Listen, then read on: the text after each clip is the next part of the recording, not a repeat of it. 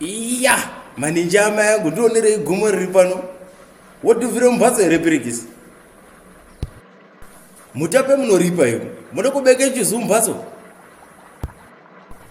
Ye njobo here. Mugowa munomu hauzvionere kuti zuva rotake pambuvhuma.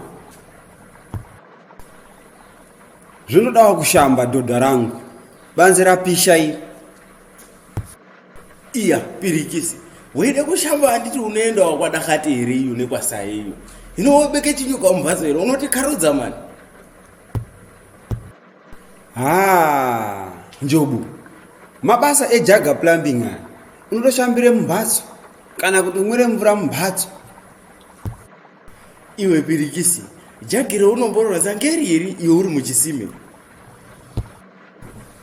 Zvaite kushate soro here. Handina kuti jagi, ndati Jagga Plumbing.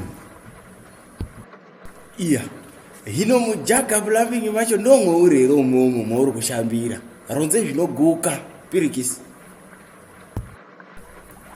Mugodhi wangu wekubaniyo kumunda iyo ndiwo unounze mvura mumbatso mangu munomu. Iya, mugodhi wako unounze mvura munomu yeimbohambire pari? Unoibelere pari mvura yakona kuti ingene munomu? Chiyema ndikase zvinoita Jagga Plumbing.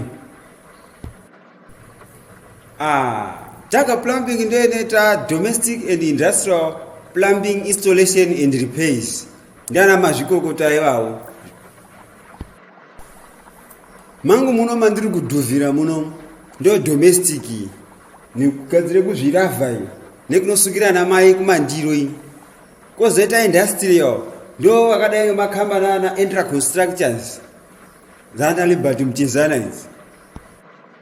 Wayo! Yay! Chiyungu pakai. Maiwe. Hino ndinovabate pari apa? Ndichakupa zvose zvakazara nekusiya mberi. Jagga Plumbing inohanira pashi reshe. Chiti dorko. Wanonoka usati waronza paya. Ndotoronzera zifana yelo rinditengerewo chinyuka chechicho. Handiti chinode kutengwa. Chouya chobekwawo mangu mumbatso. Saina dakati mumbatso ndodhuvhire munomo. Ye, njobo warambe kusara. Dangano ungatsvukirawo.